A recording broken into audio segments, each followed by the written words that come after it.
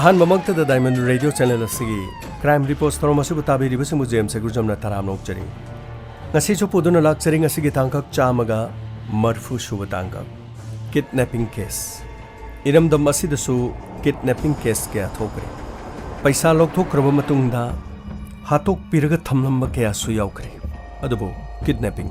manipur da thokkibadi masing khare yamdri adubu mapalam da thokliba kidnapping gi case asi asugi mati yamkre hauji phawbada english singani 13 jun 15 phawbugi report ta kidnapping ki case asi lising ohunga chatret thumpu mathoi India da record lekhi masigi manungda report lakhidaba kaya amasu yauri masing thingamdana leiri kidnap tawkhraba matungda imung manungna yasinaduna paisa tinghodre haiduna tumine leisine khiba kaya su yauri kanagumba sanga panga leitabadi police to report tawdabadigi kidnap tawkhraba matungda asi bahakchang adubo dumak lowduna upai leitaduna taksi sonduna lekhiba kaya su yauri Manipur da thokiba kidnap ki case khara adumak thoki ataba singna kidnap ki case sing aduda tujungbo oikiba ngaktan Bihar mafam asida kidnap tawbugi damak maming chatlaba maming palakpada miyamna khangnaba Bablu Srivastava India gi oina kidnap tawbugi damak tadi ningthongni haiduna khangnaba miyo amane ngasigi thawdo ase Delhi da thokiba businessman amagi imung da thokiba tawdong imung asi sel thum paiba maramna marble gi thabak tawba chahi nipu amadi kunthra rom surba machin manaw anikhak lerami makhoi sel thum paiba na makhoi gi business si marble gi business one toram makhoi gi mathau asina tongan tongan be India gi state kya da chat pa haiba si makhoi gi mathau erami asumna September English singani 13 ta makhoi da phone amakhak laki hello ai gi ming Gopal Goyal ai Bihar dagini aisu marban gi lalon maming khong sir aikhoi soidana dongi yumda ticket ani khak thajarake aduga yaragadi Patna da mutang lakpiyo mafam asida crore lising ani gi marble lokthok loksin tawgadaba yongadaba leba akhudong chabache khoisu atopada di ka hena pijaningdre maramdi hanadigi maming leba Suresh amadi Kapil da khoina pijaningba adu yaragadi Patna phawbo lakpa yagadra matamadu da Suresh amadi Kapil machin mana onasi call adu taraga muni yenaki madugi matungda hello songi mingdu kari heba sir ai gi mingdu Gopal Goyal ai Bihar dagini ai so mafam asida business tok jabani sir hoine di Delhi da lebani ne khangamaro do sir ai sumi atai langphanga di business si tongingdaba ai sir ani gi mingdi tajaba yamna koire ado sir karimto wabirunu yar India gi ticket thajakhrabani soidani yoralagani sir aduga October gi kunmathoi da hairi basi flight ta lakpiraga Patna da mutang business si yengbirabadi yam nungaigini sir matamadu da machimana ani khanaki mayamba Suresh na Kapil dagi Kapil lupa crore ani gi ni hairi ni asibu akhoi ba chatpa pharibra bhai lupa crore ani gi marble di sel di phanam tonga da ba mali adubu hariba mi du fraud oramadi kamai tong Kapil fraud oiragabu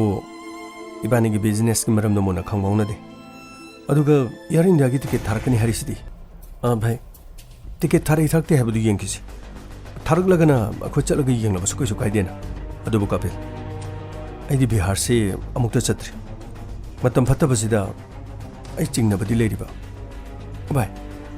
moi ticket thari thakte habdu amukta yengkisi aduga makhoi gi thabak tu makhoi yengaga la lori yadraga longna trasu kaisu kaidena phare phare adurabadi makhoi gi ticket to laglabadi chalasi asumna kol torokpa aduda machin manauna wafam adu yanaram masigi matungda makhoi mayumda Air India gi ticket ani khak tharaki matamadu da machin mana onisne yamna thajaki makhoi October gi tang kunga mathoi da Indira Gandhi Airport gi Patna da chatnanabagi damak Air India gi flight adu tongla flight adu gi manung adu yogo matamda mokhoini gi mobile switch off toki masigi matungda Patna Bihar da yoroba matungda airport adu da Suresh amadi Kapil na phone switch on toki amadi Suresh ki phone da message amalaki madudi sir airport asigi gate Ajit ko driver ma leirabani mahaki number du sida lejare 8899422642 हरिबा number से call तौबिरो अदुगा महाकना Scorpio की गाड़ी अमा थौगनी गाड़ी अदुदा तोंगलगा अखोइगा हौजिक मार्बल लेरिबा मफम असिदा सोइदनमकि महाकना दुमक ताकलगनी सर असुमना मेसेज अमा थारकी मचिन मनाव अनिदु यामना थाजगी लोइनना एयरपोर्ट अदुदा अजित कौबा मियो अदुदा मखोइना कॉल तौकी अमदी अजित हरिबा मिदुना महाकसु एयरपोर्ट गाइदुना लेरमकी असुमना मचिन मनाव अनी अदु अजित हरिबा मियो एसगी स्कॉर्पियो गाड़ी तोंगदुना लाखिरमी मचिन मनाव अनीदुना खनकी मदुदी बिहार ताना लाक्लबा मतुंगदा लुपा करोड़ चनीगी मार्बल अदु ललोलबदी लुपा कया ओइगदगे हाइना मसिगी मतुंगदा अजित हरिबा मियो एसिना सुरेश अमदे कपिलबो पुंग अनी मखाई चंगना महाकी स्कॉर्पियो दु थोरमी अदुबो बिहार हरिबा मफम असिदा सुरेश अमदे कपिलना अमुक्त चटखिबदि लेथ्रे असुमना लंबी सांगना थोरुकलबा मतुंगदा लमहांग अमदे गाड़ी खामकी मफम अदुदा युम अमसु लेरमी अमदि मियोय तरुक मखोइगी गाड़ी अदु गाइदुना लेरमकी सुरेश अमदे कपिल ओइबिरबरा होय मानी मानी गोपाल गैरना अखोइदा प्लेन की टिकेट पिरकपदन सोंद कुमथबिरो असुमना मखोइ मफम अदुदा कुमथरकपगा मफम मरांग खंगदना मियोय तरुक अदुना यामना थिन फुगिरम मचिन मनाव अनिदु यामना ngakhiram लुपा करोड़ चनी की दमक लाखिबा अदु मफम अदु यौखिबु मियोय तरुक अदुना यामना तमथिन फुबा अदुदा मखोइ हेन अकीबा फाउकी बिहार हारिबा मफम असि अफबा कयागी वारी तादबा स्टेट अमनी हाइदुना मखोइना खनखिबदु निंगसिंगलकी अदुबो करीदु पाइले मसिगी मतुंगदा मखोइबु फुरुबु मतुंगदा मखोंग मखुत पुनसिंगी अमदी गाड़ी अमदा हापकी नुमिदां वारम पुंग तरुक फाउबदा मखोइ अतोप्पा मफम अमदा पुदुना गाड़ी अमा सिल्लगा मखोइ पुदुना लाकी जंगल अमा तमना फाउदुना चटकी जंगल अदुगी मयाय योरको मतमदा गाड़ी अदु खामलगा खोंगना सांगना जंगल अदु फाउदुना चटकी अमदी मखोइगी मांगदा अमदी तुंगदा मियोय तरुकना सेनदुना मखोइ पुकी मसिगी मतुंगदा जंगल अमदा युम अमा लेरम युम अदुगी मनुंगदा मखोइ पुसिनकी ओय फमु सिदा फम ठाकुर जेसा मखोइ नि सिंग साइदगी चाक चाद्रिमनि हौजिगिदि चाक बिजो हयेंग अयुक्किदि अखोइ हरक मखोइसे चाक खितंग बिजो अदुगो मखो मखुत पुलिबसे अमता थादोक पेरो चागेरा चारो रमचिंदुदा चाक खर खर नखोइनि इलो फनिसा असुमना सुरेश अमदि कपिलबो मफम अदुदा पुरुकलगा जंगल अमगी मफम अमदा लेबि युम अमदा मखोइना यामना ताथी तवइना तोरमी मसिगी मतुंगदा मथंगी नुमिता दिल्ली की बदनपुरदा सुरेश अमदि कपिलगी युमदा किडनैप तौरिबा मिसिंग अदुगी मनुंगदा गोपाल गोयल हरिबा मियोयसिना फोन तौकी हेलो अदोंगी नचानुपा सुरेश अमदि कपिल अखोइगी खुता लेरे अदुगा नखोइगी नचानुपा से हिंगना पांबा तारगदी अखोइदा लुपा करोड़ मंगा का नखोइगी नचानुपा अनिसिगी थवाइ गोनबा यारे हेलो हेलो कनानो फोन तौबिरगलिबसे ओय phone तौरगलिबसे खंगबगी मथौ तादे yang khangibro nakoi yang khangibro aigi ming Gopal Goyal nakoi gi nachanopa ni sigi achi bhakchang pamra natraga ahing bhakchang oina pamra aikoina haibasti yada bataragadi nakoi gi nachani sigi thawai hingdre hene khalo aduga mase aikoi gi ahan bathabak nate sigumba case ase koina lising kaya pangthok tuna laglabani sida ka hena hai singbo ulaba police ta pau piraba nachanopa ani gi asi bhakchang phauba ओबो फंगलो हे खंगबरा hello hello phone थोबिरगलिबसे कनानो hello hello ओय नखोइ थाजदरे नत्रा लुपा करोड़ मंगा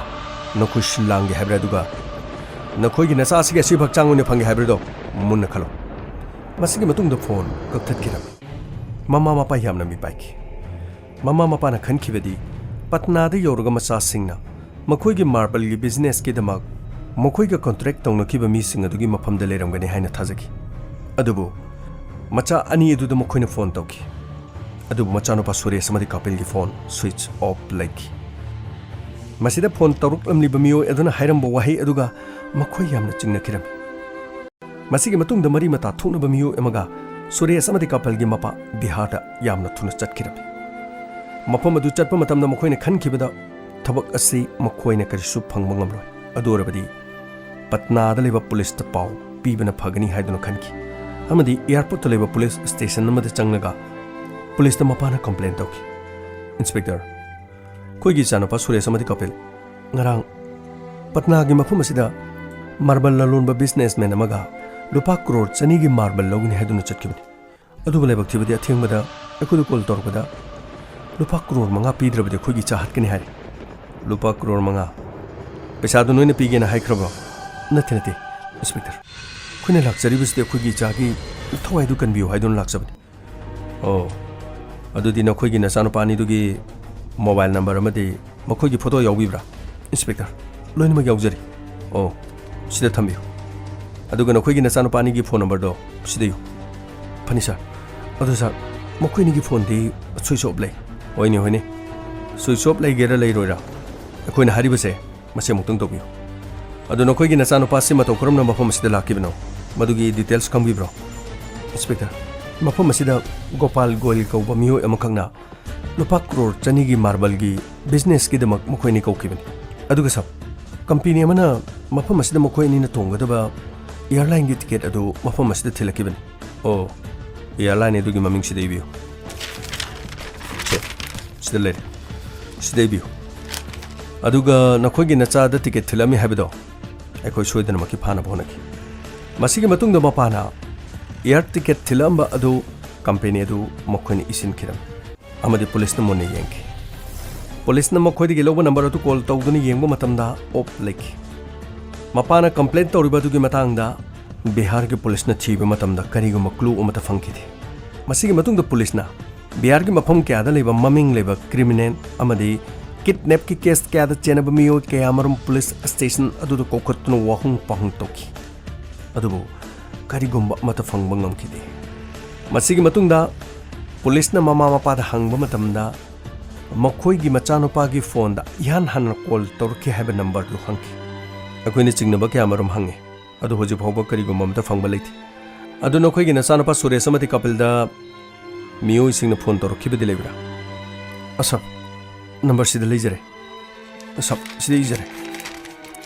hariba number sida akoi gi chanupa ihan han call torki ben oh phare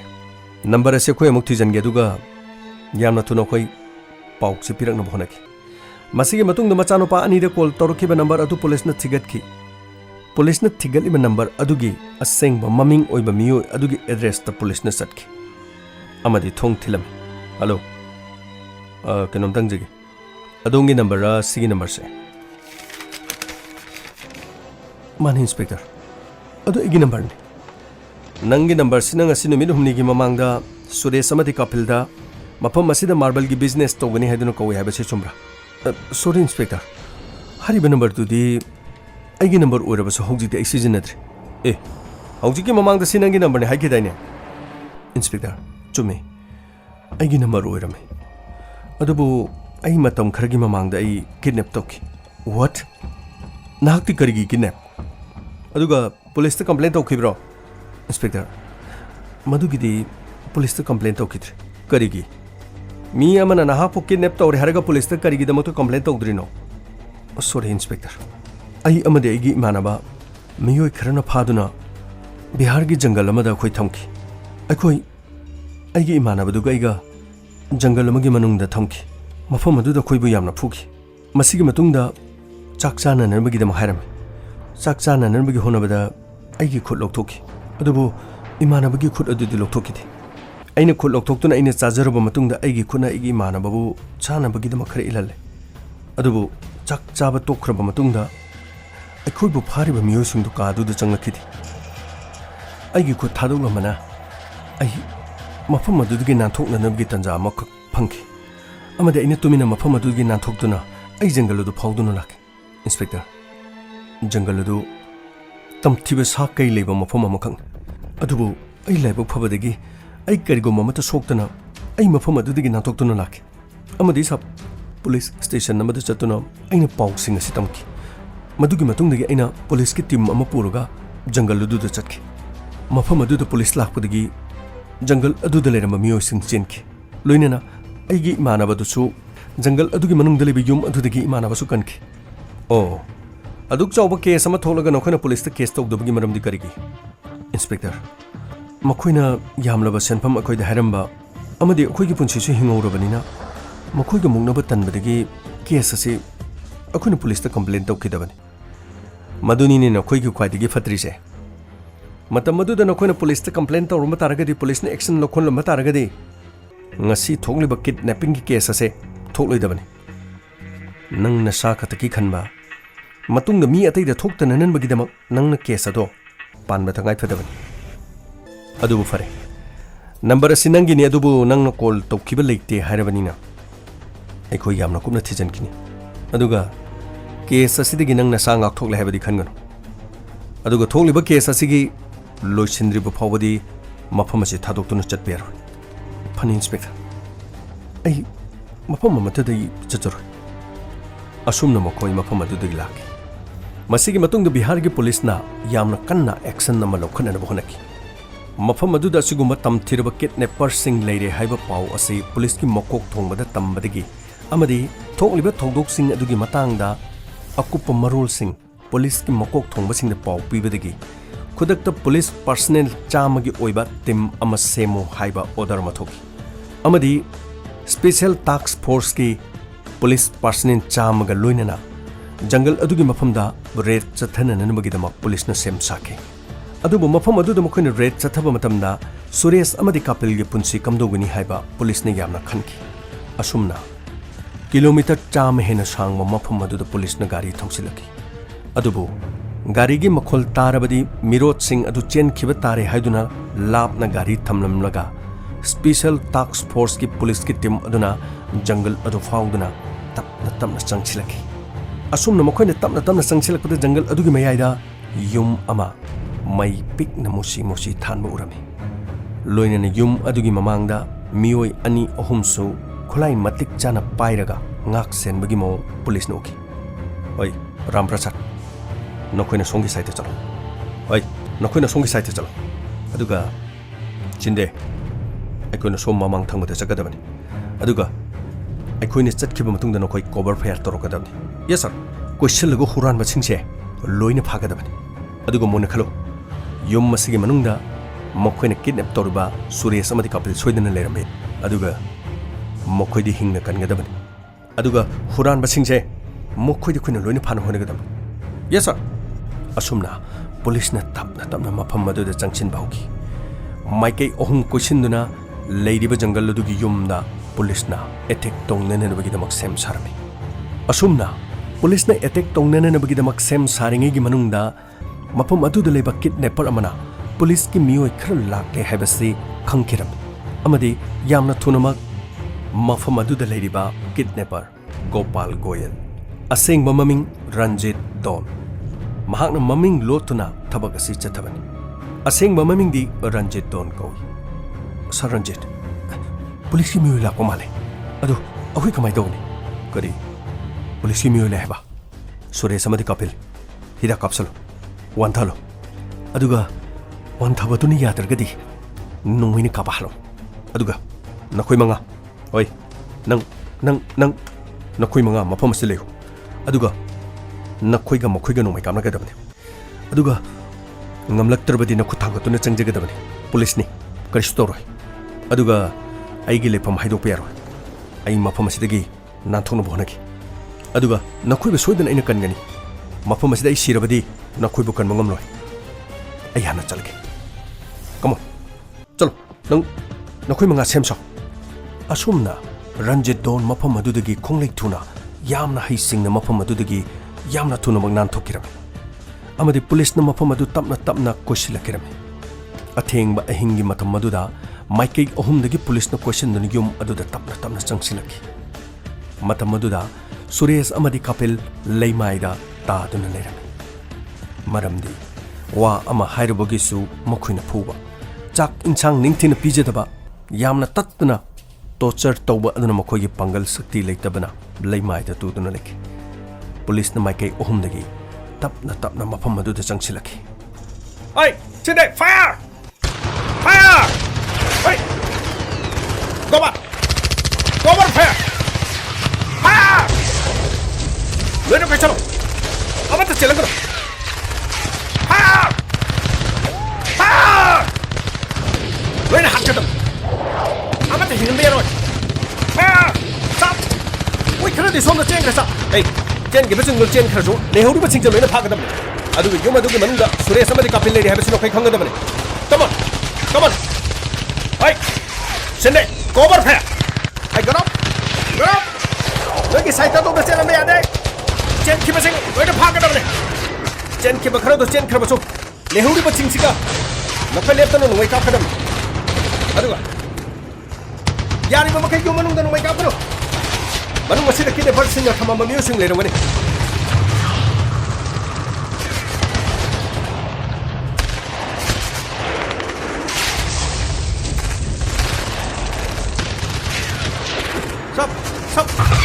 ꯃꯈꯣꯏ ꯁꯣꯝꯗ ꯆꯦꯟꯈꯤꯕ ꯈꯔꯗꯨꯗꯤ ꯃꯅꯤꯡꯁꯦ ꯐꯥꯎꯔꯒ ꯆꯦꯟꯈꯤꯕ ꯃꯥꯜꯂꯤ ꯁꯥꯕ ꯍꯣꯏ ꯃꯈꯣꯏ ꯈꯔ ꯆꯦꯟꯈ꯭ꯔꯕꯁꯨ ꯂꯩꯍꯧꯔꯤꯕ ꯑꯩꯈꯣꯏꯗ ꯈꯨꯠ ꯍꯟꯗꯨꯅ ꯅꯣꯡꯃꯩ ꯀꯥꯞꯂꯤꯕꯁꯤꯡꯁꯦ ꯃꯈꯣꯏ ꯍꯤꯡꯅ ꯐꯥꯒꯗꯕꯅꯤ ꯑꯗꯨꯒ ꯈꯨꯠꯂꯥꯏ ꯊꯥꯗꯣꯛ ꯍꯥꯏꯌꯨ ꯀꯔꯤꯒꯨꯝꯕ ꯈꯨꯠꯂꯥꯏ ꯊꯥꯗꯣꯛ ꯌꯥꯗ꯭ꯔꯕꯗꯤ ꯃꯈꯣꯏꯕꯨ ꯅꯣꯡꯃꯩꯅ ꯀꯥꯞꯇꯨꯅ ꯍꯥꯜꯂꯨ ꯑꯗꯨꯒ ꯃꯨꯟꯅ ꯈꯜꯂꯨ ꯌꯨꯝ ꯑꯁꯤꯒꯤ ꯃꯅꯨꯡꯗ ꯃꯈꯣꯏꯅ ꯀꯤꯗꯅꯦꯞ ꯇꯧꯗꯨꯅ ꯊꯝꯂꯤꯕ ꯃꯤꯑꯣꯏ ꯑꯅꯤ ꯂꯩꯕꯅꯤ ꯈꯪꯉꯕ꯭ꯔꯥ ꯁꯤꯟꯗꯦ cover fire just come on this side come on